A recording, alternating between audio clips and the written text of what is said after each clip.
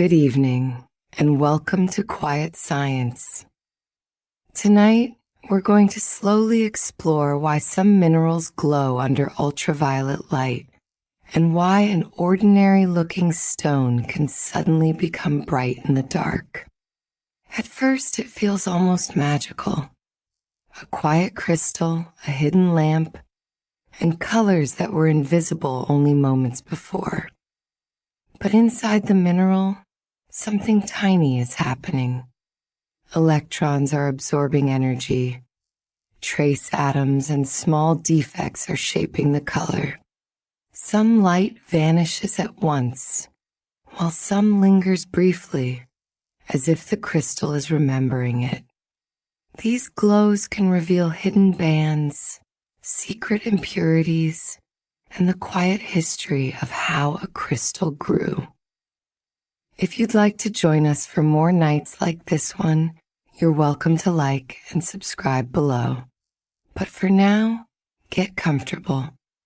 Let your breathing slow. Let's begin.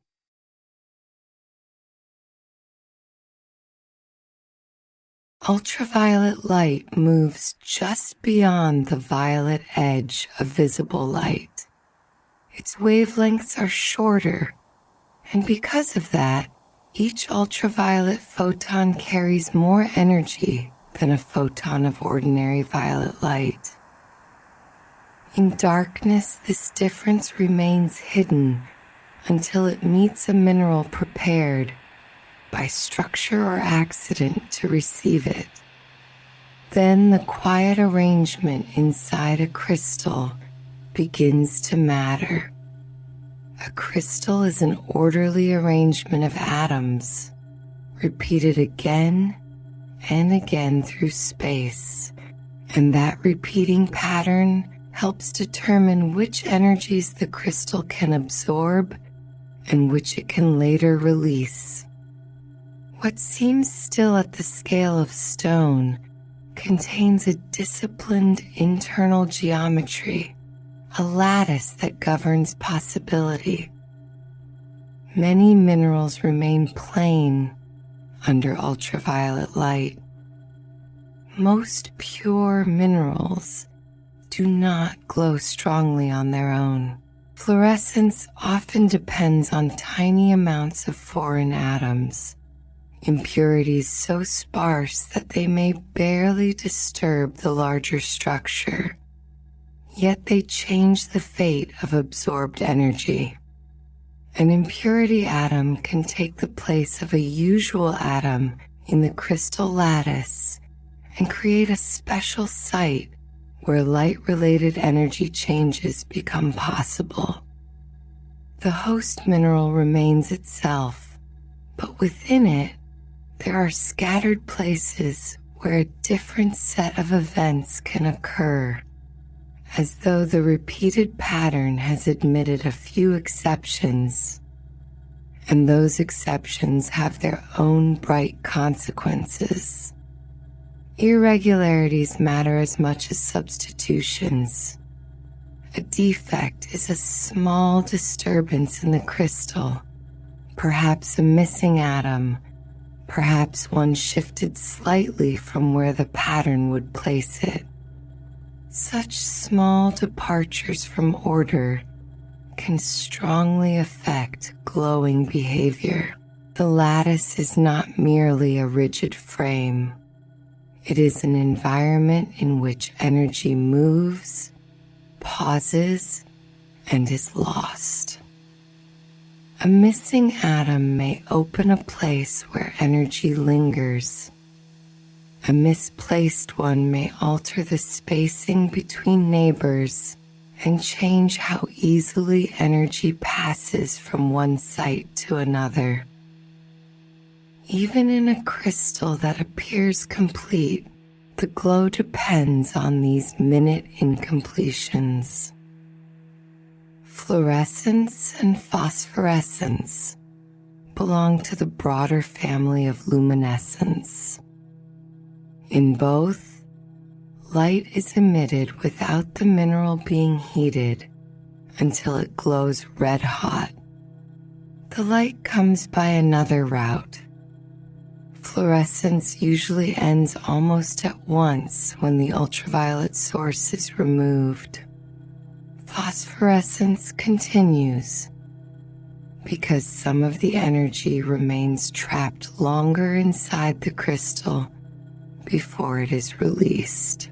The difference between the two is a difference in timing, in how long the crystal can hold what it has taken in. Fluorescence is immediate and brief. Phosphorescence lingers, letting stored energy find its way outward more slowly. These glowing minerals do not belong only to rare or extreme places. Many fluorescent minerals form in ordinary geological settings, in limestone, in hydrothermal veins, in pegmatites. Slow crystal growth in such settings allows ordered structures to develop, and those structures can later host the impurities and defects that shape luminescence. Familiar mineral names gather here. Calcite, fluorite, willemite, and scheelite are well known for fluorescence, though not every specimen of each mineral glows. The species alone is not enough. The exact chemistry, the pattern of defects, the history of growth, all of these decide whether a given piece of crystal remains dim or answers ultraviolet light with color. The color that appears under ultraviolet light does not have to resemble the mineral's daylight color. These are different interactions with light, and they arise from different causes. Daylight color may come from one set of absorptions and reflections, while ultraviolet excitation may awaken another set of energy changes entirely. A stone that seems pale or ordinary in one condition may carry a hidden response in another. The crystal contains more than one conversation with light, and ultraviolet light asks a question that daylight does not. Even ultraviolet light is not a single key. Shortwave and long-wave ultraviolet lamps can produce different responses from the same specimen because different atomic sites absorb different ultraviolet energies. One group of sites may answer long-wave ultraviolet. Another may remain silent until exposed to shorter, more energetic wavelengths. A single crystal can therefore contain several possible glows, with the lamp deciding which are invited forward. The response is not simply on or off. It depends on the fit between the incoming energy and the available places within the crystal where that energy can be taken up. Some impurities serve especially well as activators, atoms that make visible luminescence more likely. Manganese, europium, and uranium ions are among these effective activators. Other impurities do the opposite. They quench fluorescence by absorbing energy and re-emitting little visible light, leaving the mineral darker than its structure alone might suggest. So the crystal lattice becomes a place of mixed tendencies. Some sites are generous with light, others are silent absorbers. The final glow depends on their balance. The geometry of the lattice also has its say. Crystal symmetry, the patterned way a structure repeats in space, influences how close neighboring atoms sit and how easily energy can move between them. Distances matter. Arrangement matters. A slight difference in spacing can favor one route for energy and discourage another. Temperature matters too, even before any glow is observed. Warmer crystals often lose energy to internal vibrations more easily than cooler ones. The crystal is never entirely still. Its atoms vibrate, and those vibrations offer a path by which absorbed energy can be dispersed before it becomes visible light. When ultraviolet light strikes a suitable mineral, certain electrons absorb that energy and jump to a higher energy state inside the crystal. This jump is small in distance and exact in energy. It does not happen everywhere in the mineral at once, but at particular sites where the structure allows it, often at an impurity atom or at a special group within the lattice. The incoming ultraviolet photon carries enough energy to raise the electron into a different arrangement, and for a brief moment, the crystal holds that energy internally. What had been invisible in the ultraviolet source becomes stored as excitation within the ordered scaffold of atoms. The excited electron does not usually remain in that higher state for long. The crystal environment favors a return toward a lower energy arrangement. The lattice around the excited site influences how that return can happen, because the electron is not isolated from its surroundings. Nearby atoms, their charges, their spacing, and the symmetry of the host all shape the descent. The higher state is temporary, a lifted condition sustained only briefly before the system seeks a quieter balance. In that short interval, several outcomes are possible. Energy may be lost invisibly, it may be trapped, or it may return as light.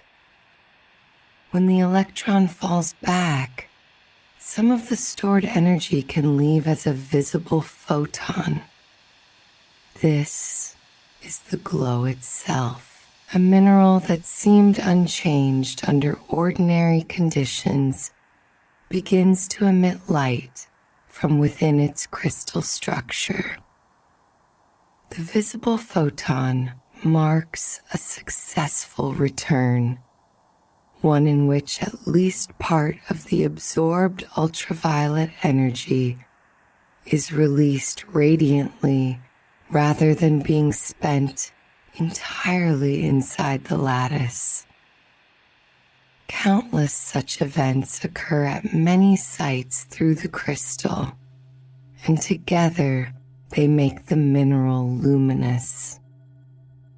The glow is emitted by the crystal as it resolves these tiny internal excitations. The emitted photon usually has less energy than the absorbed ultraviolet photon. Part of the energy is lost within the crystal before emission, so the visible light shifts downward from ultraviolet into a lower energy range. This is why the glow can emerge in colors that differ from the incoming radiation and from the mineral's daylight appearance as well. The crystal does not return all that it receives in the same form. It absorbs a more energetic photon, then after internal changes, it releases one of lower energy. Between those two moments lies the character of the mineral's luminescence. The missing portion of energy often becomes tiny lattice vibrations. A little of what the crystal absorbs is dispersed as heat rather than light. The ordered framework trembles with these minute internal motions, and energy that might have contributed to brightness is instead carried away through vibration. This non-radiative loss is one reason no glowing mineral converts all absorbed ultraviolet into visible emission. The crystal shares the energy among its atoms, and some of that sharing leaves no visible trace. Light and heat separate quietly inside the lattice, each taking part of the same original gift. In many minerals, the glowing center is not the whole crystal, but a specific impurity atom surrounded by the host lattice. The host provides the setting, but the impurity often provides the key energy levels that allow absorption and emission. A manganese ion in one mineral may glow strongly, while the same element in another setting behaves differently because the surrounding atoms alter its possibilities. The crystal is therefore both stage and participant. The luminescent center may be a single substituted atom, but it never acts alone. Its behavior depends on the architecture that encloses it. The host crystal shapes the electric environment around an impurity atom and shifts the exact color that can be emitted. The same activator does not carry a fixed color independent of place. The surrounding lattice changes the spacing of energy levels and influences which visible photons are produced when excited electrons return. Color and fluorescence is therefore a relationship, not merely a property of the impurity by itself. The host and the guest act together. The impurity offers a possibility of luminescence, and the lattice tunes that possibility into a particular hue. In calcite, manganese commonly produces orange to red fluorescence. In other minerals, different activators can produce green, blue, or yellow light. The range of color grows from these specific internal arrangements. Orange to red in calcite is one settled example of how an activator and a host combine. Elsewhere, other activators in other structures favor different emissions. The visible glow becomes a record of which atomic sites are present and how they are held within the crystal.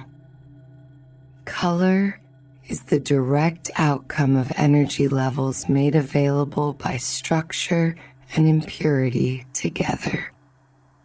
A defect such as a missing atom can create an energy trap, a place where an excited electron or charge pauses instead of recombining immediately. This pause is crucial. The crystal no longer returns all absorbed energy along the fastest route. Some of it is detained. The trap may be shallow or deep, easy to escape, or reluctant to release what it holds. In either case, the perfect regularity of the lattice has been interrupted, and that interruption creates a temporary storage place. The glow now depends not only on excitation and emission, but on delay. If trapped energy is released quickly, the effect appears as ordinary fluorescence. The glow ends almost as soon as illumination stops because the excited states and brief traps empty at once. The crystal responds promptly to ultraviolet light and then falls quiet again with equal promptness. There is little memory in the lattice. Energy enters, moves through allowed pathways, and departs without lingering. The visible emission is tied closely to the presence of the ultraviolet source, and when that source is removed, the crystal's brightness collapses almost immediately. If the trap holds energy longer, the mineral phosphoresces. Visible light is released gradually after the ultraviolet source has been removed. The crystal keeps part of what it has absorbed and lets it go in stages as trapped charges escape and return toward lower energy arrangements. The afterglow may be faint or distinct, but its meaning is the same. Energy remains stored within the defects of the lattice for a time. Phosphorescence is therefore a different schedule of release, governed by the architecture of traps inside the crystal. Some minerals show stronger phosphorescence after repeated exposure because more traps become filled before the light source is switched off. At first, only a portion of the available storage sites may hold trapped energy. Continued ultraviolet illumination loads additional traps, and once the source is removed, there is a larger reserve to be released gradually. The afterglow becomes more pronounced not because the mineral has changed its identity in that moment, but because the balance between filled and empty traps has shifted. The crystal accumulates hidden charge and then spends it slowly. A crystal can contain several different glowing centers at once. Their emissions may blend into a color not produced by any one center alone. One impurity site may emit blue, another yellow, another green, and the combined result becomes a more complex visible tone. The crystal is then a mosaic at the atomic scale, composed of distinct luminescent contributors whose outputs overlap. The final color is not always the signature of a single atom or defect. It may be the sum of several internal sources, each releasing light according to its own energy levels and timing. Energy does not always remain where it is first absorbed. It can migrate through the lattice from one atomic site to another before being emitted, especially when activator atoms are close together. The host structure provides routes along which excitation moves. An absorbed ultraviolet photon may raise an electron at one place, but the visible emission may emerge from another after energy has traveled through neighboring sites. The crystal behaves less like a set of isolated points and more like a connected field of possibilities. Distance between activators matters because closeness makes transfer easier. This migration can strengthen or weaken the glow depending on where the energy arrives. If migrating energy reaches a quenching site, the fluorescence weakens because the energy is lost without producing much visible emission. A crystal may therefore contain both bright centers and dark sinks. Energy moves toward a possible glow and instead disappears into a site that absorbs it quietly. Quenching does not require the whole crystal to be unfavorable. A few effective quenching centers can intercept migrating energy and reduce brightness far beyond their own number. The path matters as much as the destination. Conditions at the surface also matter. Water, tiny cracks, or alteration products on a mineral surface can dim fluorescence by absorbing ultraviolet light before it reaches the active sites within. The crystal may possess suitable luminescent centers deeper inside, yet the incoming energy is partly blocked or scattered by what lies on the surface. The glow is then muted, not because the inner structure lacks capacity, but because the excitation does not arrive efficiently. Surface history becomes part of optical behavior. A weathered coating can silence a bright interior. Freshly broken surfaces may glow more strongly than weathered ones because fewer coatings stand between the ultraviolet light and the crystal interior. The newly exposed surface allows the incoming radiation to reach active sites with less interference. The difference can be sharp even within the same specimen. One face, altered by time and exposure, dims under ultraviolet light, while another, recently opened, gives a clearer response. The luminescence belongs to the crystal's internal structure, but access to that structure depends on how cleanly the ultraviolet light can enter. In banded crystals, each layer may contain slightly different impurity levels. Ultraviolet light can then make growth rings appear one after another. Layers that seem alike in daylight become distinct when their luminescent centers respond differently. A small variation in impurity concentration during growth is enough to shift brightness or color from band to band. The crystal carries a record of changing conditions as it forms, and ultraviolet light reveals that record not by cutting into the stone, but by awakening separate layers into separate emissions.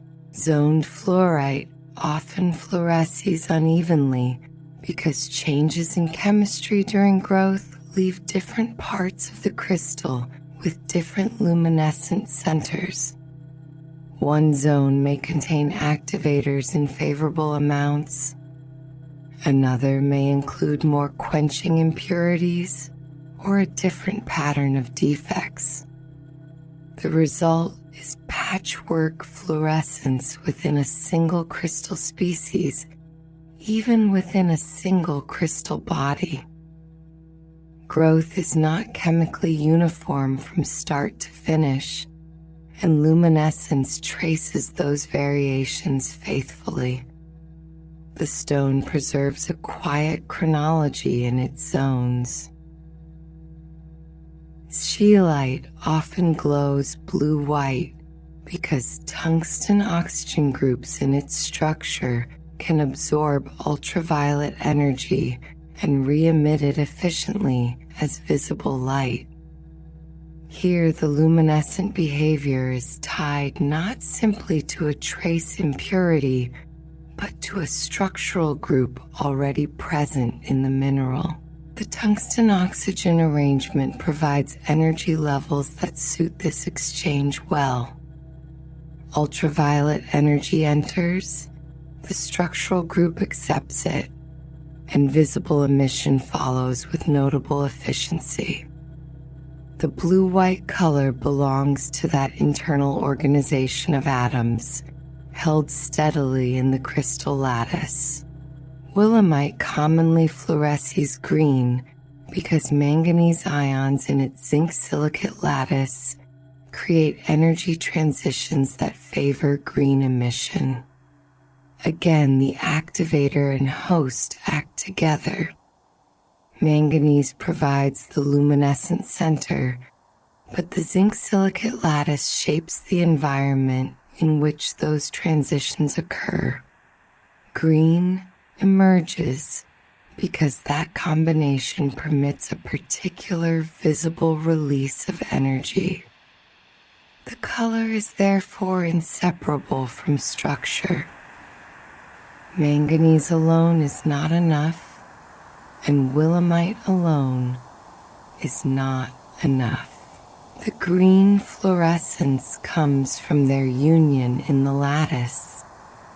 Some uranyl-bearing minerals glow yellow-green because the uranium-oxygen group has a characteristic set of energy levels that emit in that range.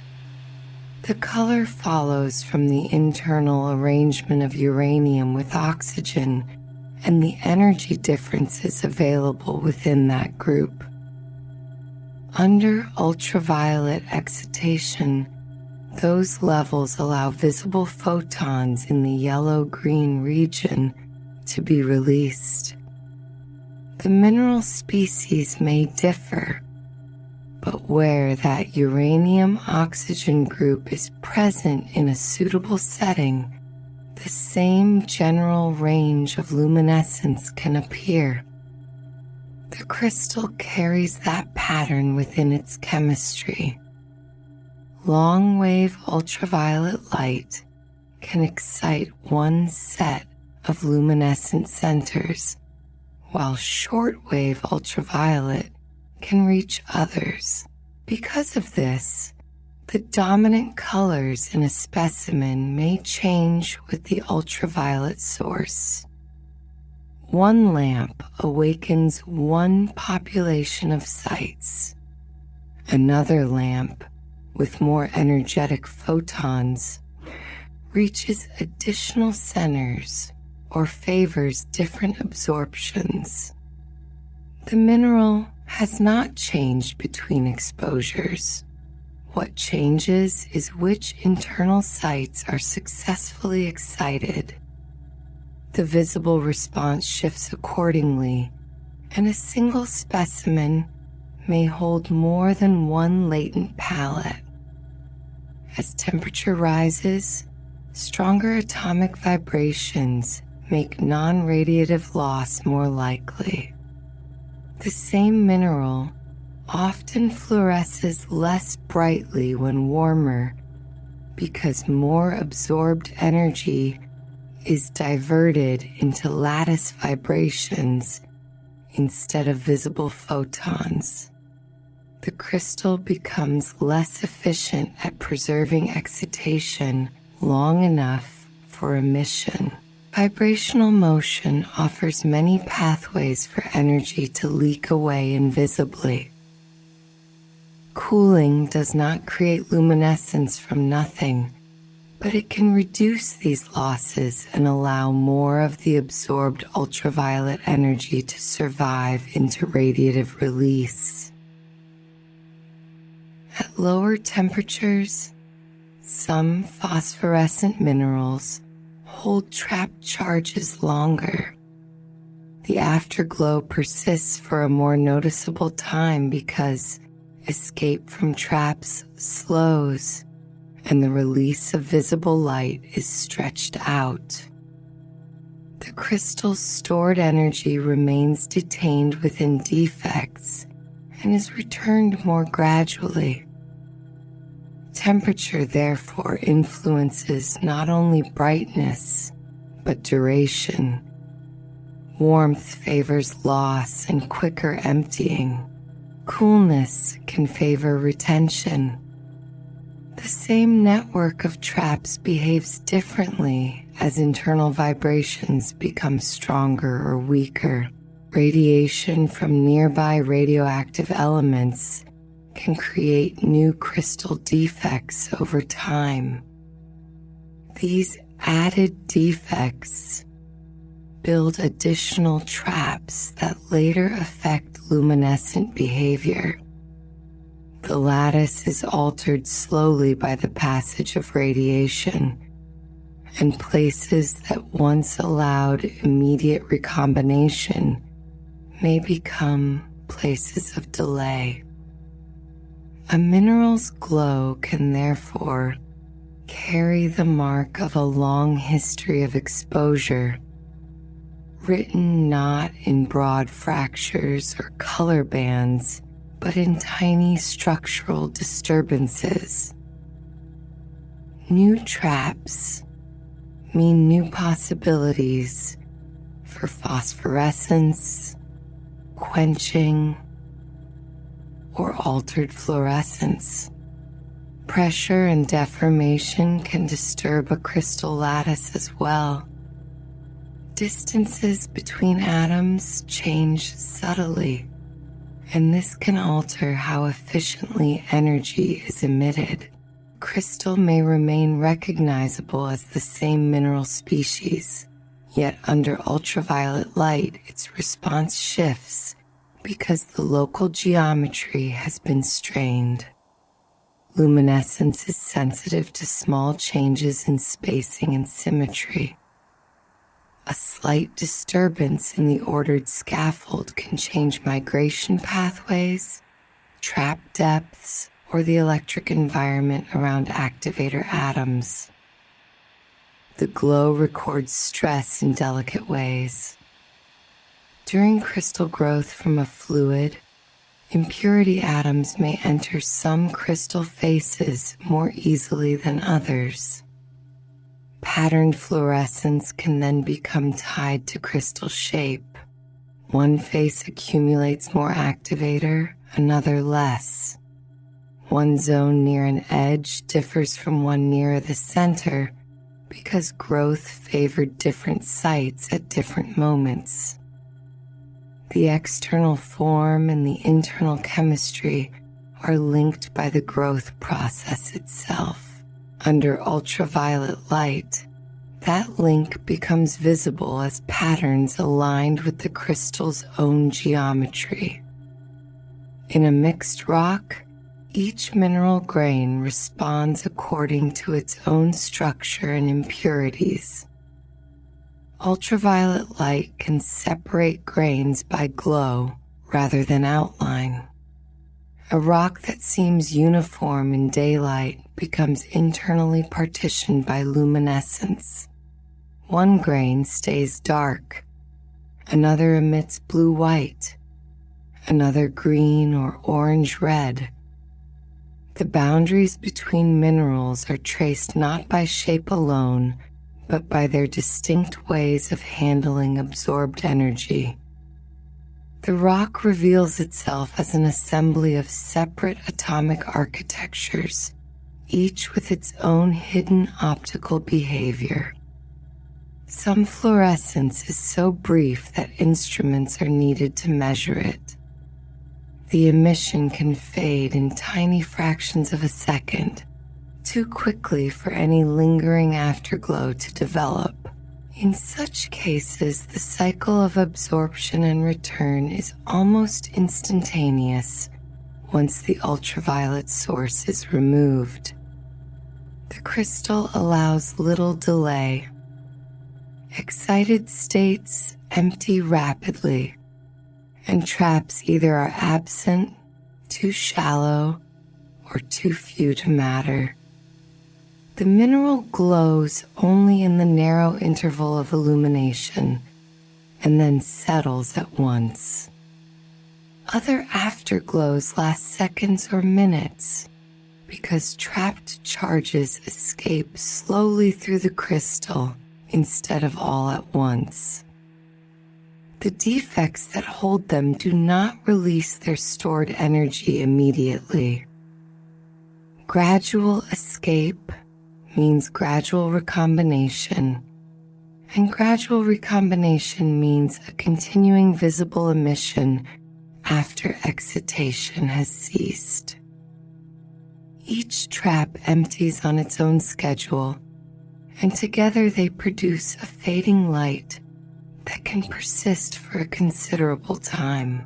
The crystal becomes a temporary reservoir, releasing what it has stored in a measured decline.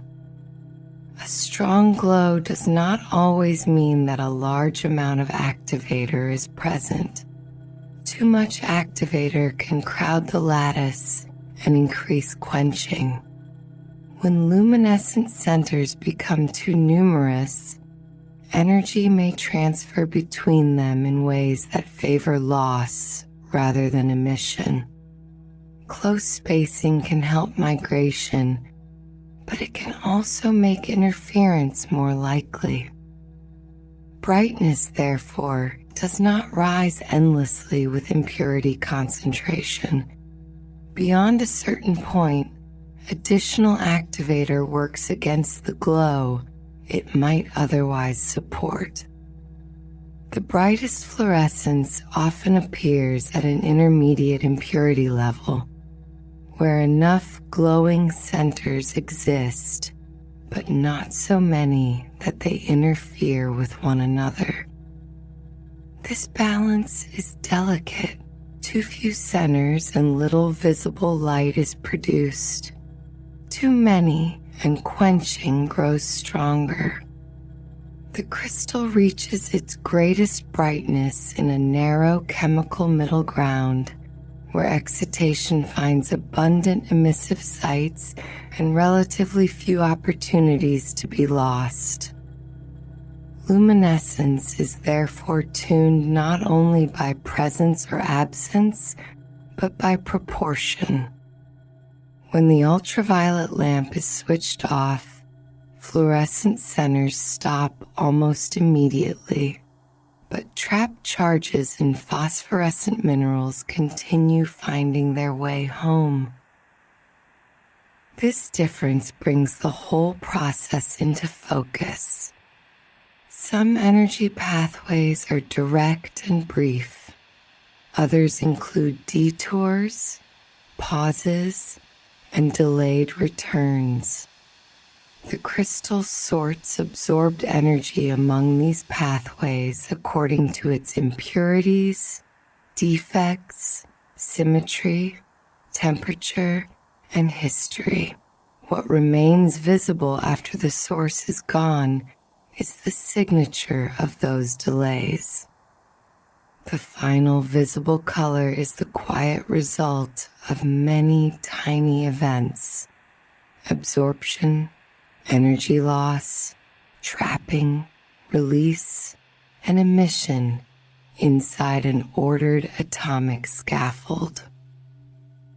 No single step alone explains the glow. A mineral's luminescence is composed from all of them together, each event shaped by the structure that holds the crystal together and by the imperfections that interrupt that structure.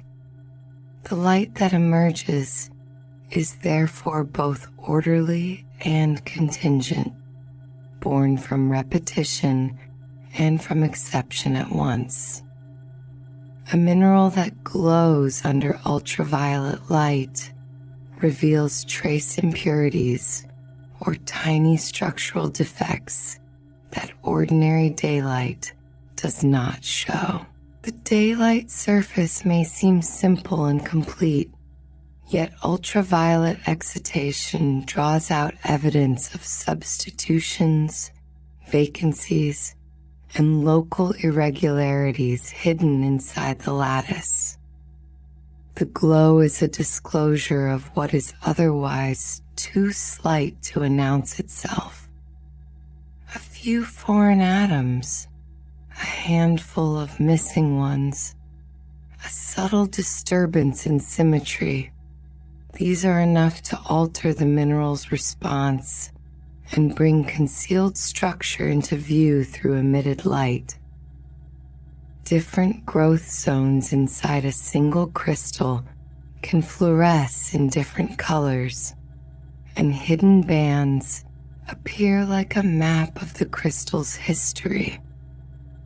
Each zone records slightly different conditions of growth, impurity levels that rise or fall, defects that accumulate or remain sparse, activator atoms that enter one stage of the lattice more readily than another.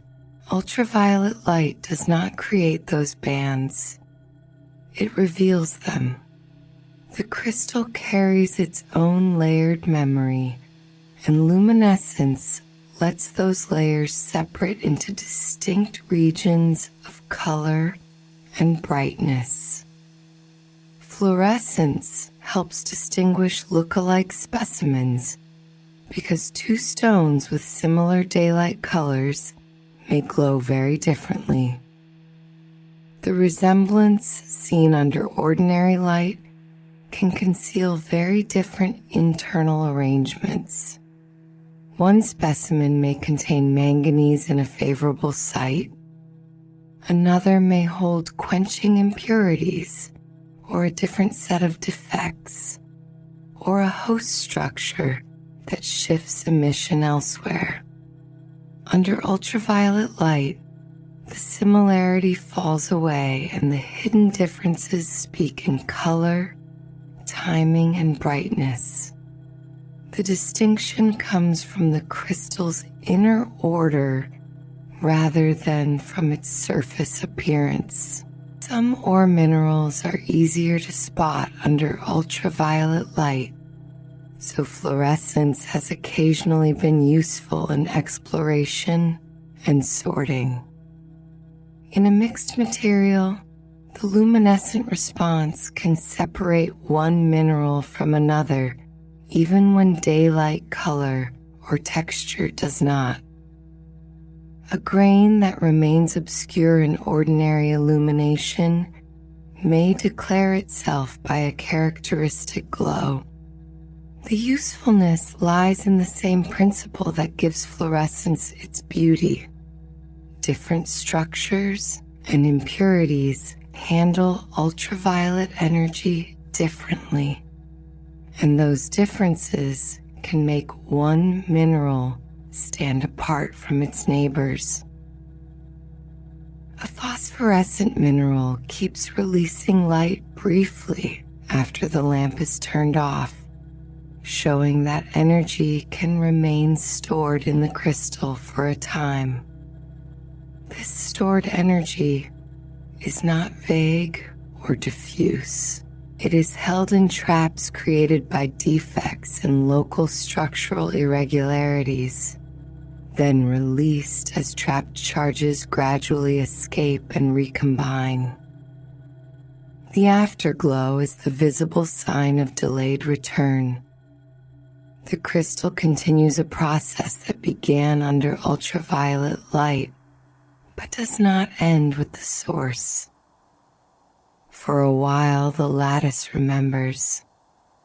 Heat, radiation, and chemical alteration can change or erase a mineral's glow over long periods by rearranging defects or replacing trace atoms. The luminescent behavior is therefore not fixed forever. A crystal that once held favorable activators in favorable sites may lose them or have them altered. Defects that once trapped energy may be healed, shifted, or newly formed. Surface alteration can block ultraviolet light before it reaches active centers. Glow belongs to a particular structural state, and that state can change with time. The same mineral species can glow differently from one locality to another because small differences in chemistry and crystal defects affect the emitted color. A name such as calcite or fluorite does not guarantee a single luminescent response. One locality may provide the trace activators and defect patterns that favor a bright emission. Another may produce the same species with more quenching impurities, different zoning, or altered trap populations. The species sets the broad framework. The locality refines the details. Not every fluorescent mineral is bright in visible terms. Some re-emit light in wavelengths that are weak, dim, or partly outside visible vision. A mineral may absorb ultraviolet energy and still give little obvious brightness because the emitted radiation does not fall strongly within the visible range, or because non-radiative losses take a large share. Luminescence is not only a matter of whether emission occurs, but of where in the spectrum that emission lies and how efficiently the crystal reaches it. Composition alone does not predict every fluorescent color because tiny defects and local atomic arrangements are often difficult to measure completely. A mineral's chemistry may suggest possible activators, but the exact glow depends on their sites, neighbors, concentrations, and the defects that shape movement and loss of energy. Two crystals with nearly the same listed composition can differ because the decisive features are minute and local. The final color emerges from details smaller than broad formulas can fully contain. Under ultraviolet light, an apparently plain rock can become a mosaic of glowing grains, revealing hidden order in the way minerals are mixed together. Each grain answers according to its own lattice, its own impurities, its own defects, its own history of growth and alteration. Some remain dark, some answer at once and fall silent at once. Some hold a little brightness after the source is gone. Across the rock, these differences gather into a pattern that was always present, though ordinary light did not ask for it. In that pattern, the nature of luminescence comes gently to rest. Ultraviolet photons arrive carrying more energy than visible violet light. Crystals receive that energy according to their orderly atomic structures. Impurities open special possibilities. Defects interrupt the regular lattice and make traps. Some absorbed energy leaves quickly as visible fluorescence. Some is lost to tiny lattice vibrations. Some pauses in the crystal and returns later as phosphorescence. Color, brightness, and duration all depend on how these small events are arranged within stone. So a glowing mineral is more than a bright surface. It is an ordered scaffold of atoms, touched by substitutions, vacancies, vibrations, and zones of growth, quietly releasing visible light from processes held deep within its lattice.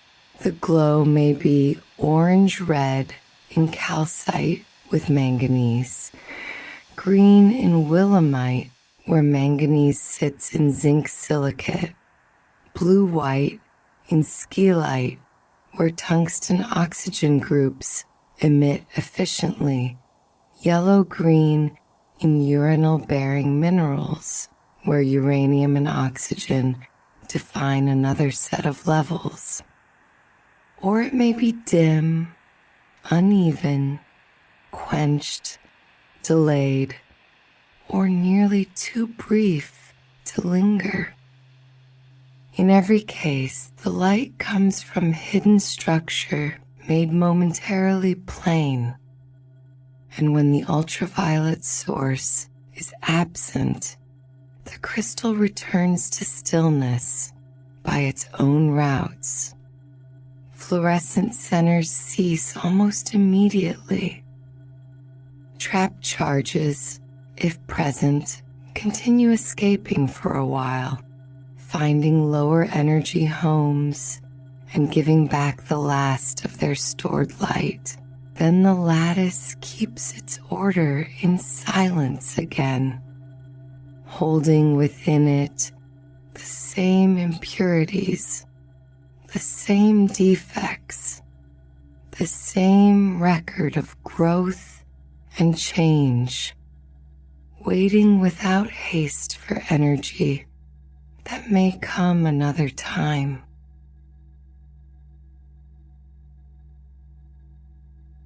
In the dark, a mineral rests as it always does, a small ordered thing, atoms set again and again in a patient pattern.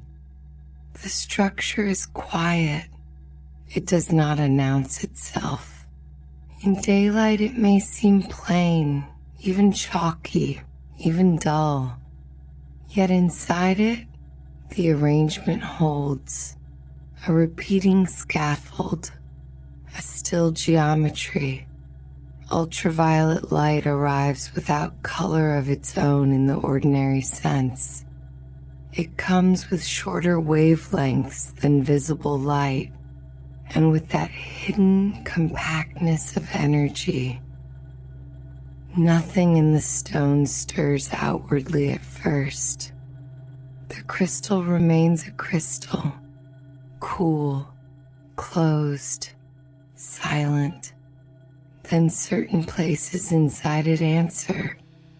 Often the answer does not belong to the pure mineral alone. It belongs to something small within it, a trace atom, a foreign guest where another atom might usually sit, a substitution so slight that daylight says almost nothing about it. Yet under ultraviolet light, that tiny difference becomes a threshold, a special site, a place where light can be taken in and given back. There may be other small departures from perfect order, a missing atom, one shifted slightly from where the lattice would prefer it, a defect, almost too small to imagine, and still enough to change the whole mood of the crystal. The ordered structure remains, but not flawlessly. Somewhere in that order, a pause.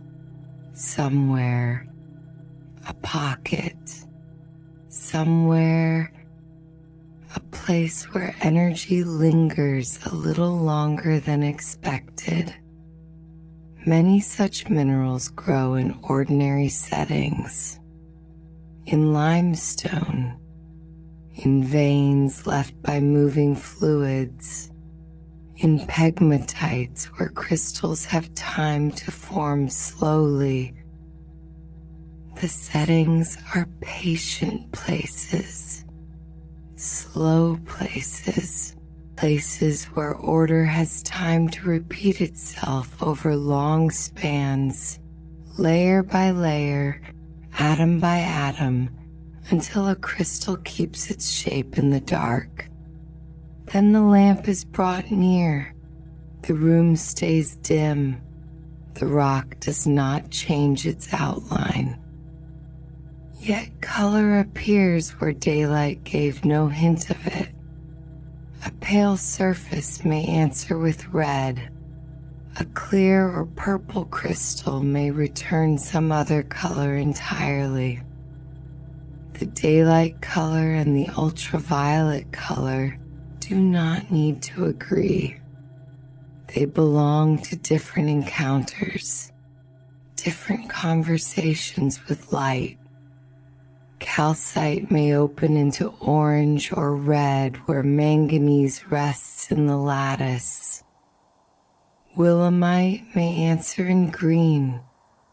Scheelite may give back a blue-white glow, cool and clean as if lit from within.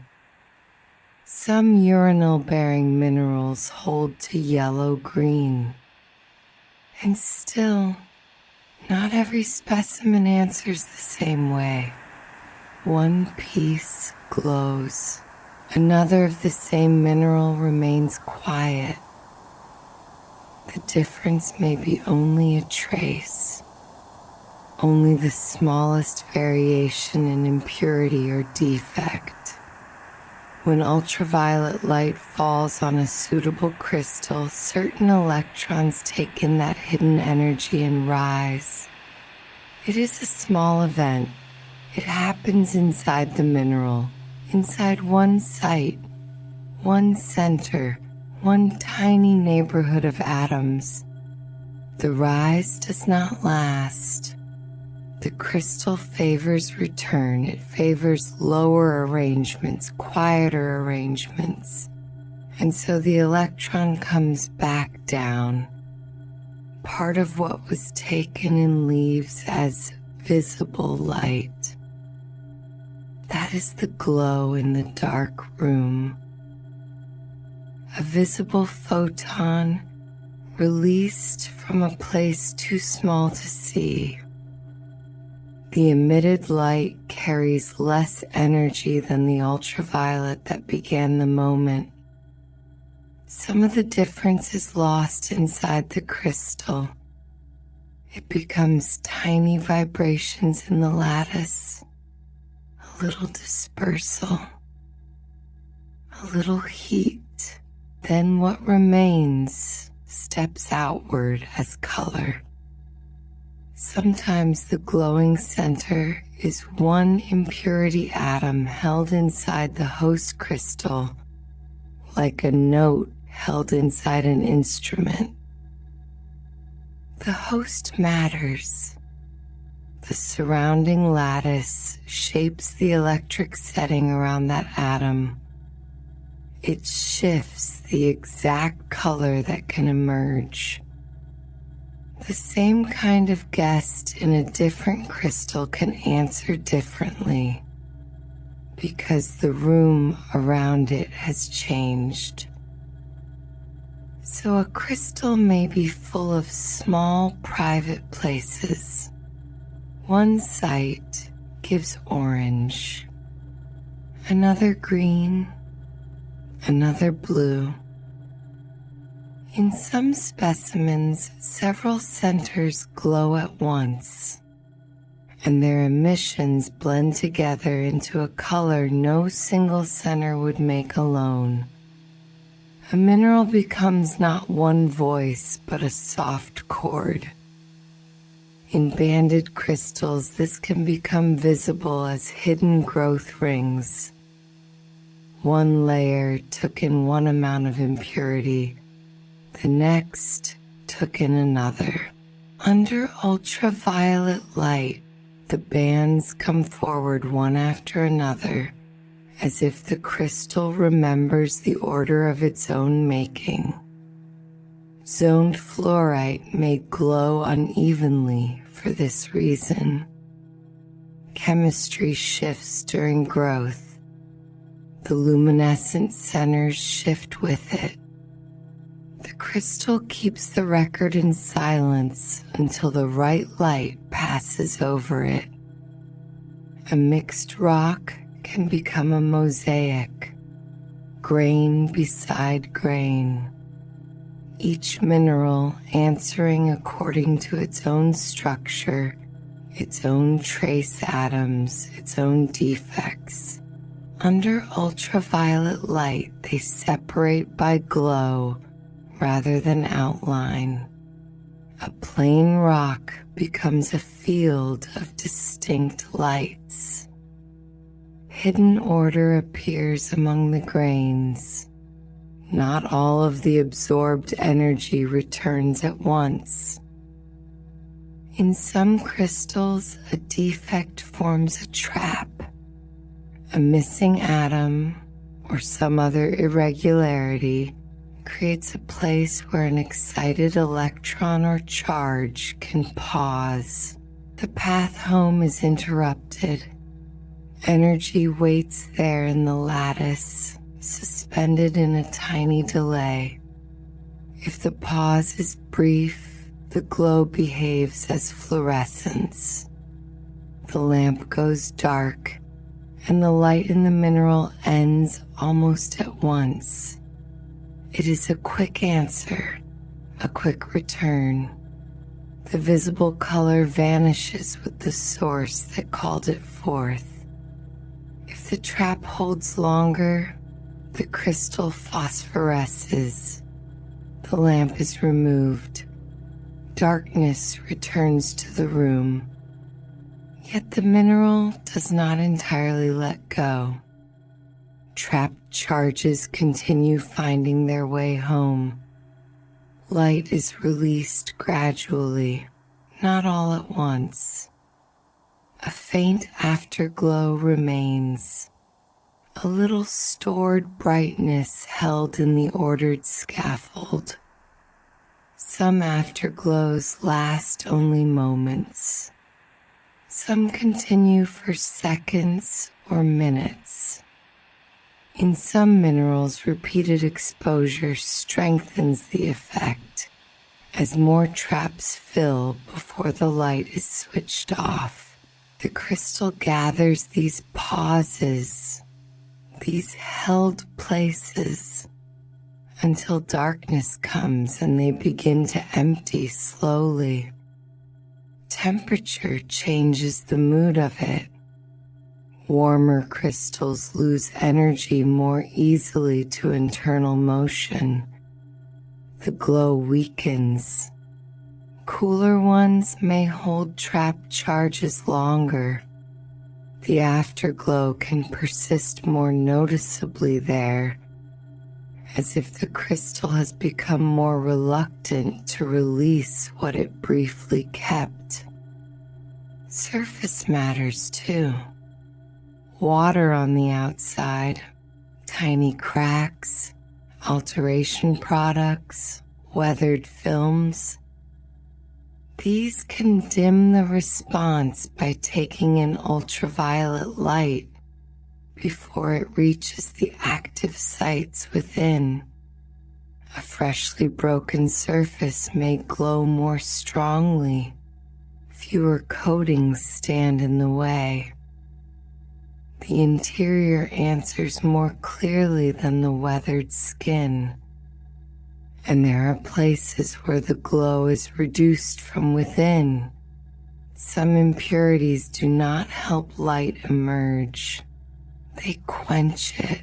Energy reaches them and is lost without much visible emission. A mineral expected to shine may remain subdued because too many such sites drink the energy quietly. Even the activators that produce luminescence do not simply increase brightness by their abundance. A strong glow does not always mean many activator atoms are present. Too much can crowd the lattice. Too many centers too close together can interfere. Energy can migrate through the crystal from one site to another, especially when those sites lie near each other. If that traveling energy reaches a quenching place, the light weakens before it is seen. So the brightest fluorescence often comes at an intermediate balance. Enough glowing centers to answer the ultraviolet. Not so many that they begin to dim one another.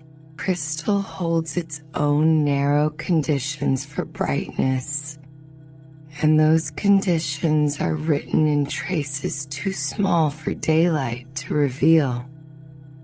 Shortwave and longwave ultraviolet can call forth different replies from the same specimen.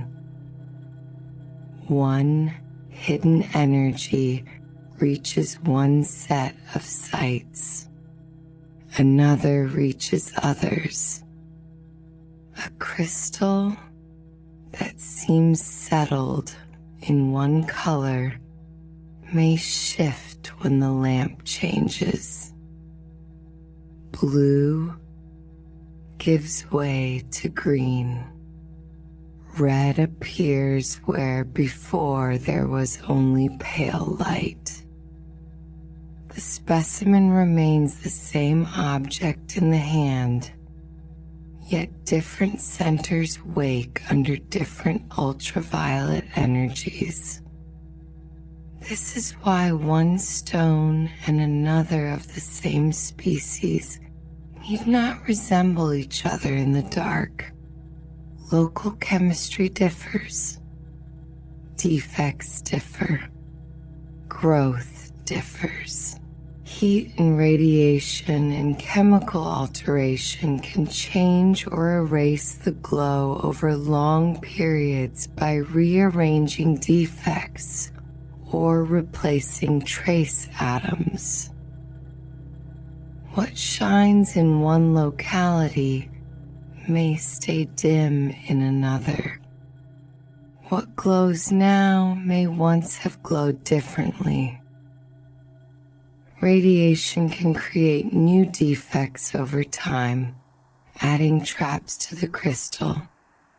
Pressure and deformation can disturb distances between atoms and alter how efficiently energy is emitted. During growth from a fluid, impurity atoms may enter some crystal faces more easily than others, leaving patterned fluorescence tied to shape. The crystal records all of this without speaking.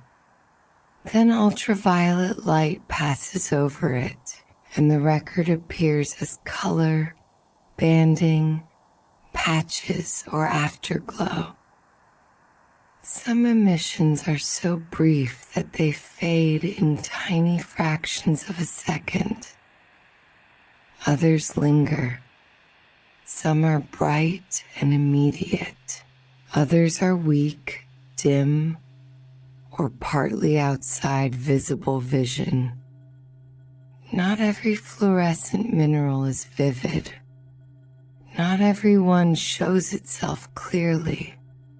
Yet even a faint response belongs to the same quiet sequence inside the lattice. Absorption, a little loss, perhaps a trap, perhaps a release, and then a visible photon slipping out into the dark. The final color is never a single simple thing. It is the result of many tiny events taking place within ordered matter: the host lattice, the impurity atom, the defect, the migration, the quenching site, the trapped charge finding its way home after the lamp is gone. All of it held in a crystal that appears still from the outside. All of it taking place in silence. Under ultraviolet light, an apparently plain rock can become a mosaic of glowing grains. Hidden order appears where daylight kept its reserve. A single crystal may show bands like a quiet map of its own growth, each zone carrying a slightly different store of trace atoms, each layer answering in its own color. A mineral that seems uniform by day may divide into histories at night. A phosphorescent stone keeps releasing light for a little while after the lamp is turned off. That small persistence remains one of the gentlest images in this world. The source is gone. The room is dark again. Yet inside the crystal, some energy is still making its way through the lattice, still finding those delayed paths, still returning by degrees. The afterglow is not hurried. It thins softly. It leaves slowly, and long after any one lamp is dark, the crystal remains what it is: an ordered arrangement of atoms carrying traces, substitutions, absences, and small irregularities gathered during growth and change. Some of those hidden details may one day answer with orange, or green, or blue-white, or yellow-green. Some may stay quiet. Some may have been altered by heat, by radiation, by time. Still the lattice holds. Still the pattern repeats. In that enduring order, invisible energy can arrive and become visible for a moment. And then the moment passes, and the mineral rests again in the dark.